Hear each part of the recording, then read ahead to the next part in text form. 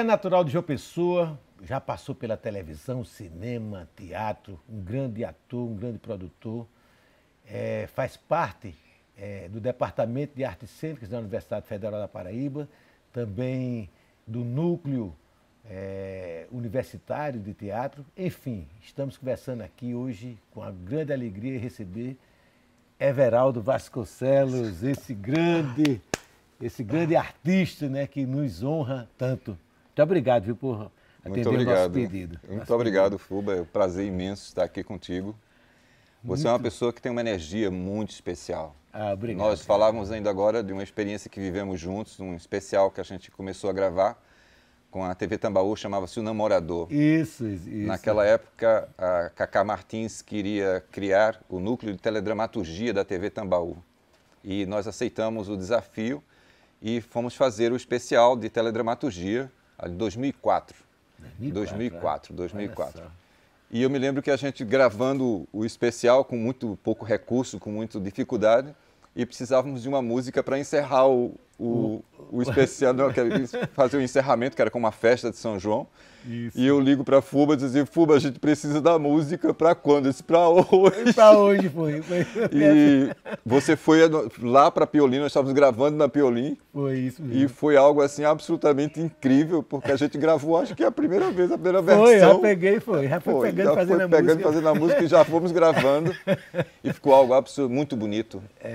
Muito bonito. Outro dia assisti esse filme, né? Um filme que tem uma meia hora mais ou menos. Tem 45 minutos. 45 minutos. Exatamente. Eu assisti, eu dei uma revi, né? Que tá no YouTube e tal. Tá no YouTube, foi. Namorador, muito bacana, cara. O Namorador bacana, é uma adaptação de uma peça de teatro de Martins Pena, né? Que é um clássico do teatro brasileiro. E nós adaptamos para a televisão. Everaldo, sua vida sempre foi eclética, né? Passou assim pela televisão, pelo cinema, né? Pelo teatro, sempre está nessa ebulição grande, né? Como um artista bem reconhecido. E pela área técnica também. A minha vida passou pela matemática, por exemplo. Eu tenho uma formação na área de matemática também. Não sabia não. Você é matemático, então? Um pouquinho. Eu digo para as pessoas que no começo mesmo... Ainda chegou a exercer a profissão? Não. Eu cheguei a ser professor de matemática ainda. Sim. Mas aí o teatro me arrebatou de uma maneira muito forte, o teatro e o cinema. E a matemática, ela tem algo, como todas as coisas, é uma grande arte também. E a matemática quer de você somente duas coisas, o seu corpo e a sua alma, entende? Explora demais, né? É verdade. Não existem matemáticos pela metade. Um matemático é uma pessoa completamente dedicada a ela. É algo muito precioso, é uma coisa sagrada a matemática. Então, as pessoas que se dedicam à matemática, dedicam-se a ela. Completamente. Você acha que a matemática influenciou muito, de alguma forma? Muito. Inclusive, eu cheguei a publicar um artigo que foi publicado numa revista da Universidade Federal do Amapá falando sobre isso, sobre como a matemática influenciou o meu modo de pensar a arte. Que coisa interessante. As pessoas pensam que a matemática é uma coisa dura, uma coisa fria, uma coisa morta, como uma calculadora. Não é. A matemática é exatamente aquilo que abre o caminho, as portas do sonho. As portas de mundos que a gente não pode nem imaginar. Lugares que a gente só pode penetrar através daquela linguagem, como, por exemplo, os universos paralelos, as dobras no tempo, tudo. Você só pode entrar nesse lugar com duas ferramentas, ou com a literatura, com a arte, sim, ou com a matemática. Olha que coisa interessante. Só que com a matemática a gente pode imaginar a possibilidade de ir para lá. E o que é música? Música é matemática. Música é matemática. Música é matemática pura, entende? É tanto que os antigos falavam da música das esferas, né? Os antigos astrônomos, os grandes físicos. O próprio Einstein, por exemplo, ele tocava um instrumento, né? E tem toda uma ligação com a música. Não há como você separar, digamos, a música da matemática. É verdade. Everaldo, antes da matemática chegar na sua vida, você já tinha essa vocação, né, de trabalhar com arte, como ator, como produtor?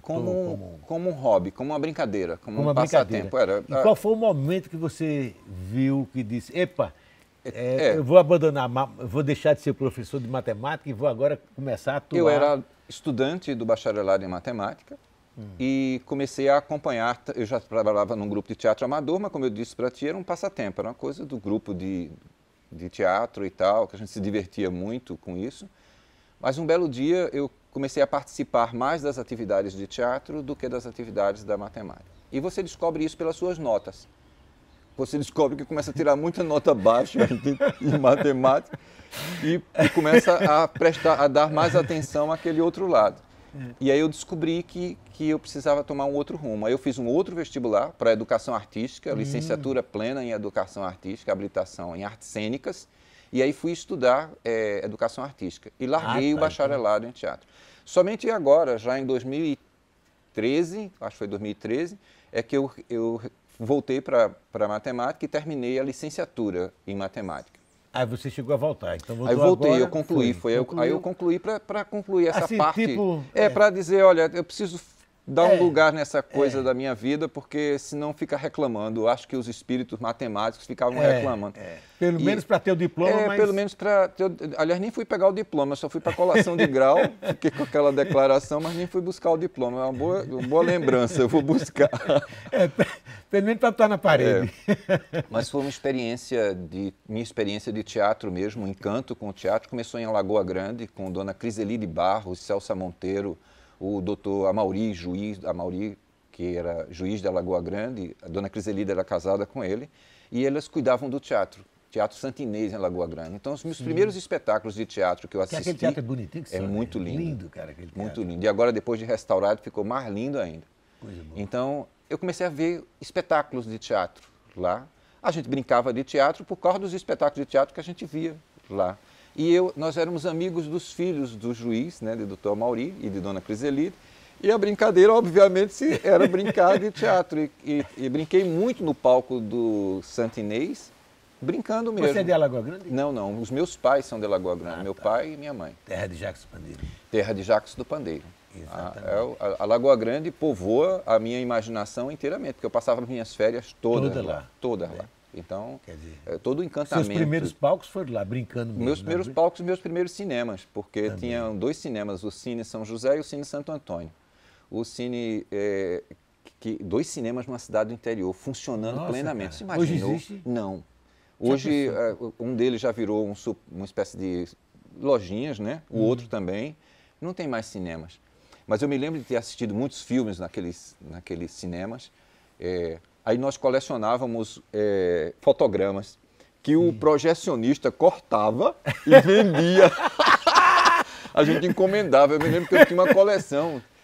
Eu tinha um que era raríssimo, que era um filme de Clint Eastwood, que era ele em cima daquelas montanhas, com aquele chapéu dele, com aquela espingarda, né? E ele cortava, a gente dizia, olha, a gente quer aquela hora que ele atira.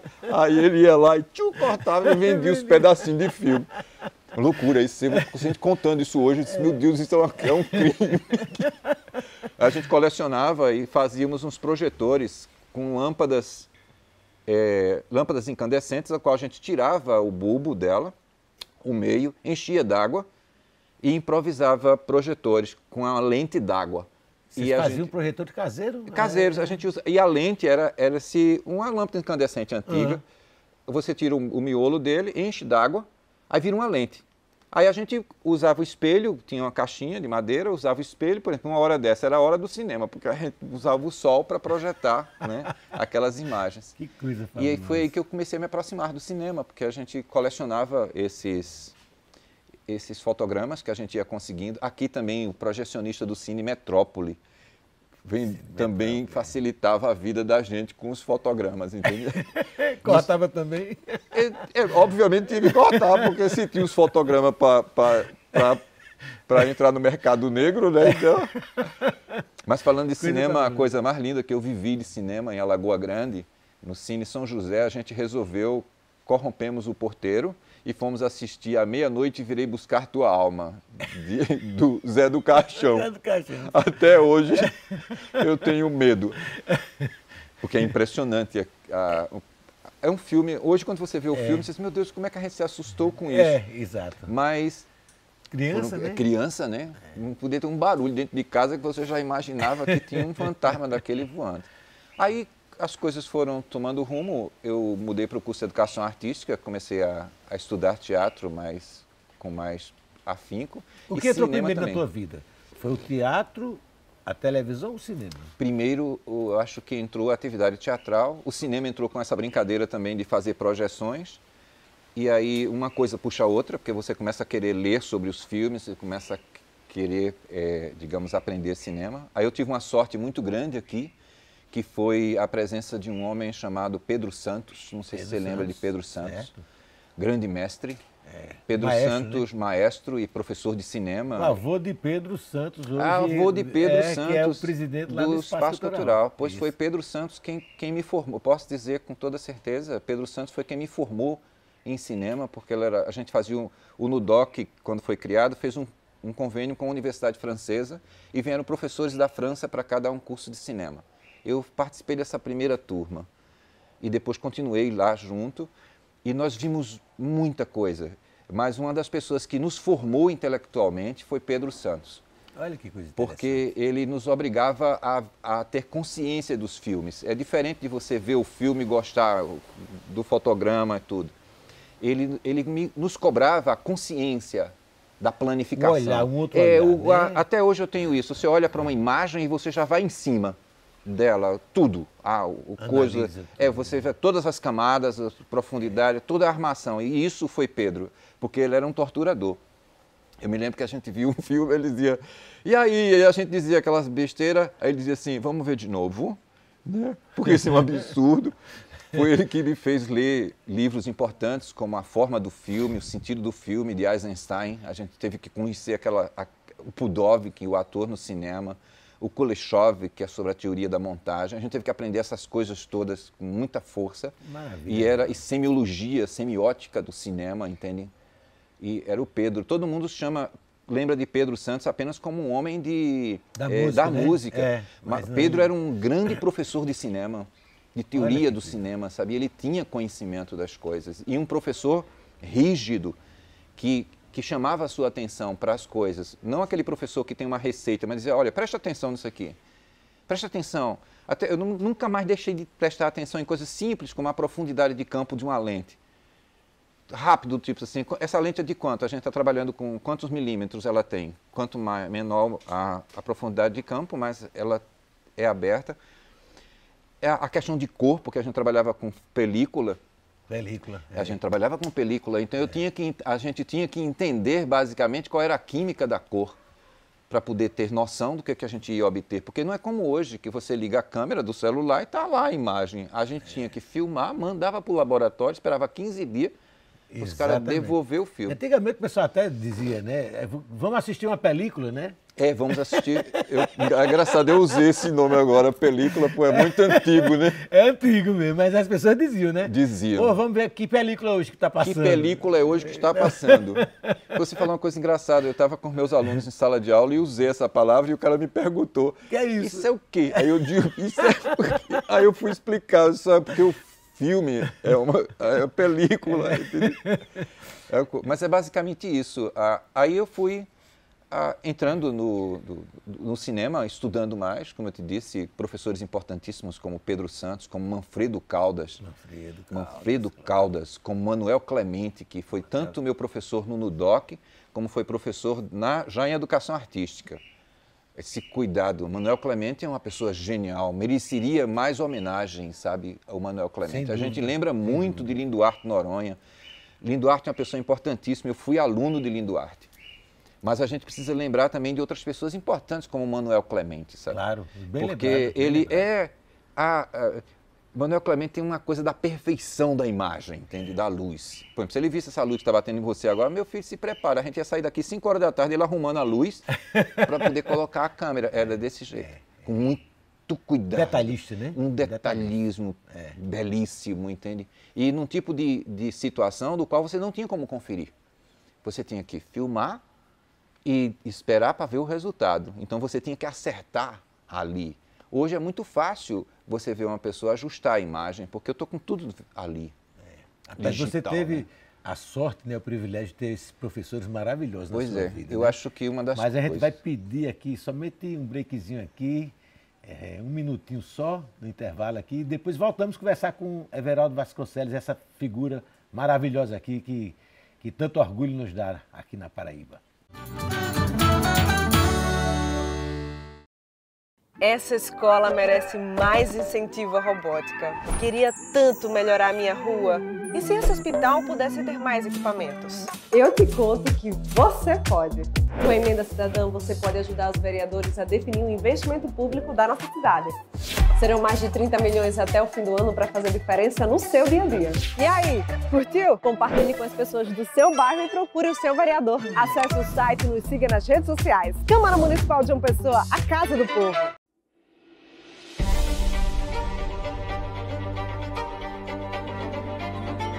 Declaro aberta a presente sessão.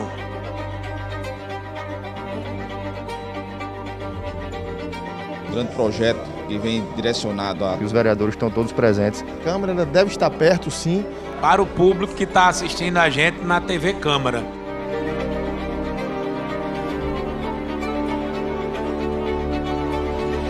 Aqui conosco em estúdio. Uma ação do vereador que está ligado diretamente ao povo. O Jornal da Câmara já está no ar.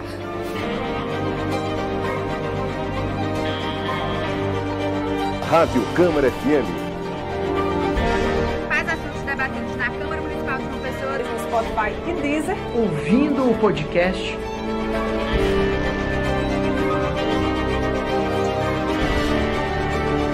Não esquece, tem as nossas redes sociais. Pelo YouTube e também pelo portal da casa.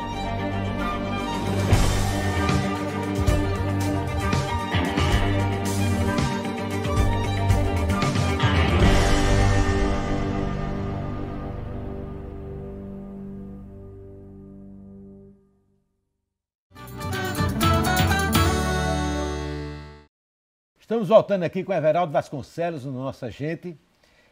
Everaldo, eu sei que você dirigiu recentemente a Paixão de Cristo, né? Esse evento maravilhoso que teve bastantes elogios em relação a esse seu trabalho. Me conta um pouquinho como é que foi. A Paixão de Cristo eu não dirigi sozinho, na verdade eu trabalhei junto com o Edilson Alves. Sim. Edilson Alves é um diretor de teatro absolutamente genial, né? Uma pessoa, inclusive o brilho da Paixão de Cristo, a gente deve em 90% a essa habilidade de Edilson de conquistar o público, porque ele é um dos poucos diretores da Paraíba que tem, digamos, a receita de levar público para os lugares, entende? Edilson tem isso, né? Então eu tive esse privilégio de trabalhar junto com ele, mas também tive o privilégio, quer dizer, que me foi concedido de construir o roteiro, né? De elaborar o roteiro desse ano também para a Paixão de Cristo, e nós resolvemos homenagear as Paixões de Cristo que aconteciam nos circos, que a minha mãe me contava muito, e o pessoal, minhas tias de circos que iam para a Lagoa Grande e apresentavam a Paixão de Cristo. Então eu tinha na minha cabeça a ideia da Paixão de Cristo feita no circo. E aí quando Marcos Alves, Antônio Alcântara, esqueci o nome que é filho de Pinto do Acordeon. Sim, Molima, que são os três diretores da Funjop, Marcos Alves, aí Antônio Alcântara e o Molima. E a gente conversando sobre as possibilidades, eu falei para eles da ideia da Paixão de Cristo nessa visão circense. Isso depois de muitas idas e vindas, porque teve vários processos de produção, tu sabe como é que é. Vai, não dá certo, vai e volta. Nós tivemos vários atropelos, algumas coisas que inclusive foram muito difíceis de serem trabalhadas, mas no final das contas a gente conseguiu trabalhar o roteiro e colocamos essa grande equipe com vários grupos de teatro de João Pessoa. Tinha um representante ou dois representantes de cada grupo de teatro. Agora, a coisa mais importante dessa Paixão de Cristo, Fuba, foi retornar após a pandemia. Isso. Porque foi a primeira vez que a gente se juntou, sabe? A primeira vez depois de 2 anos em que as pessoas não se viam. A primeira reunião foi a coisa mais emocionante que você possa imaginar. Porque as pessoas começavam a chegar e tocavam um no outro assim, faziam assim, ei! Do tipo assim, tu tá vivo, tu ficou, cara. Do jeito que você sobreviveu.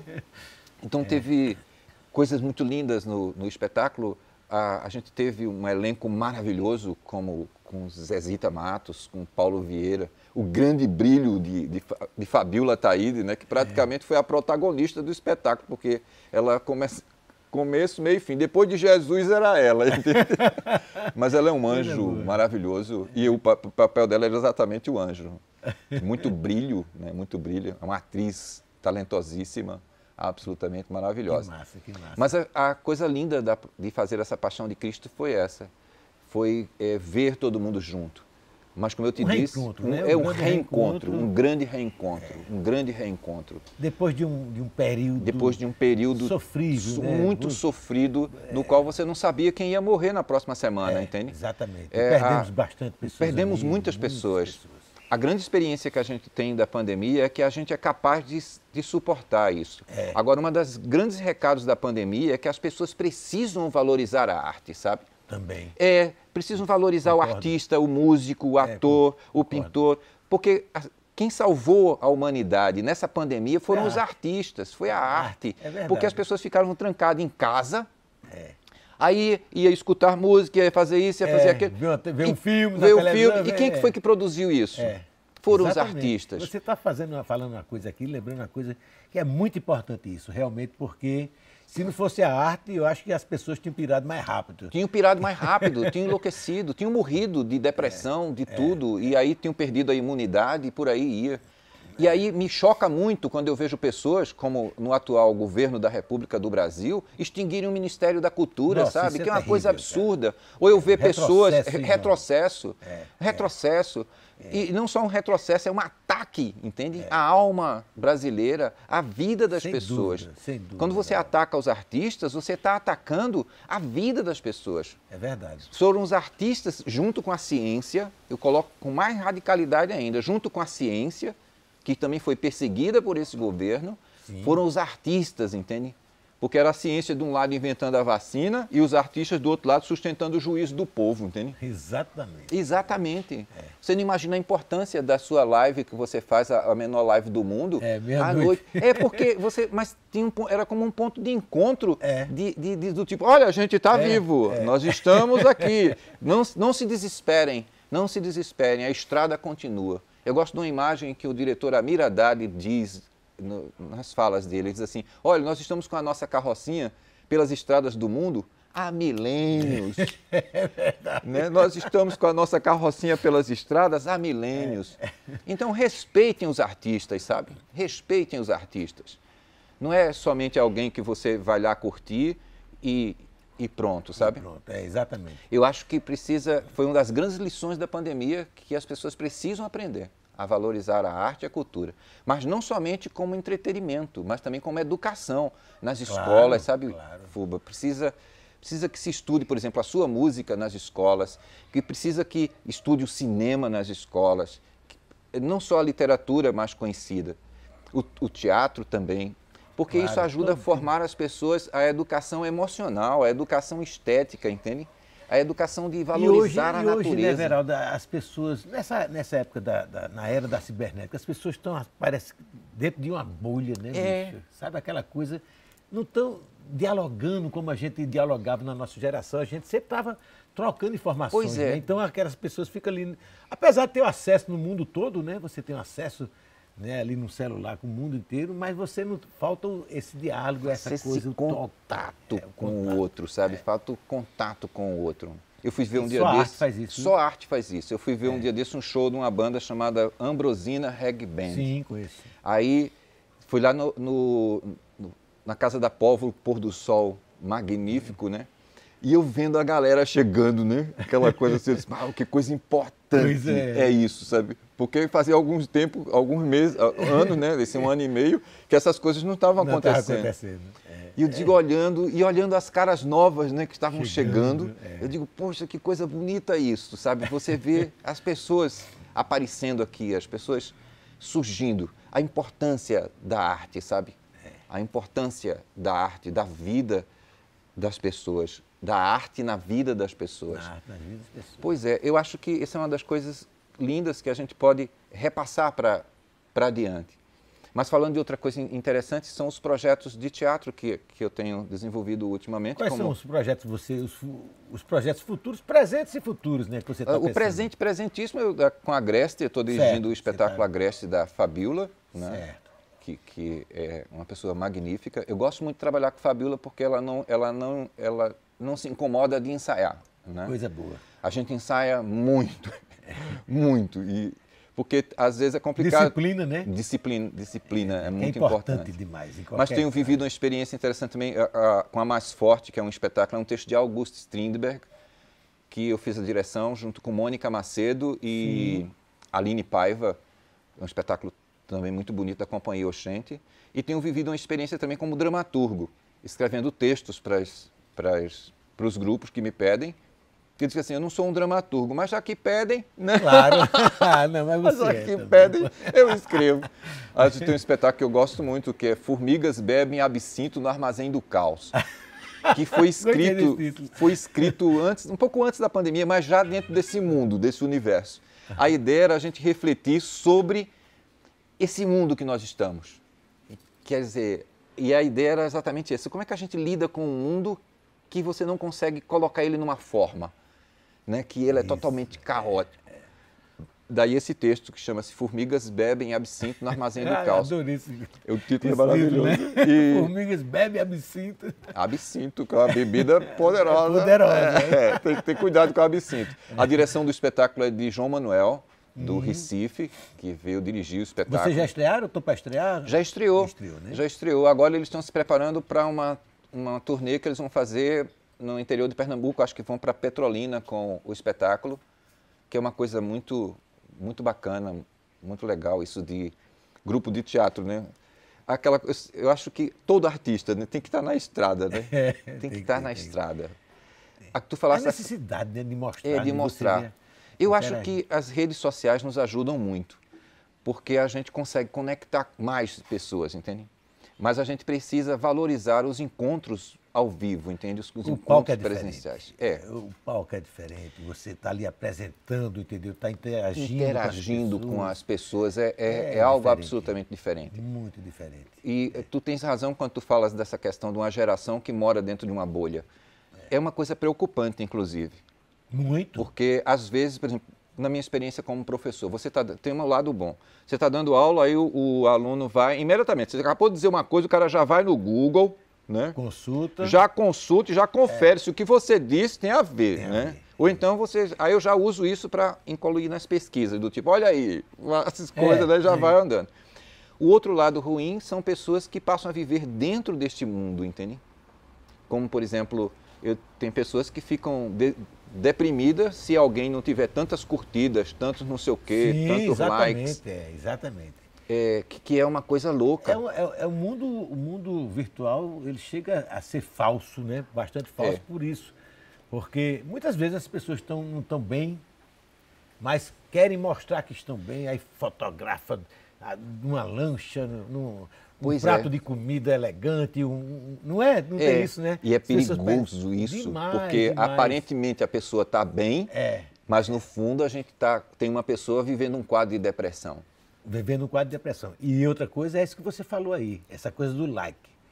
Posta uma coisa, se não tiver determinado número de like, a pessoa tira o post, porque não deu certo. Não deu certo. Né? Ou então tem umas figuras doidas que compra like. Ainda tem isso, né? Tem um povo doido.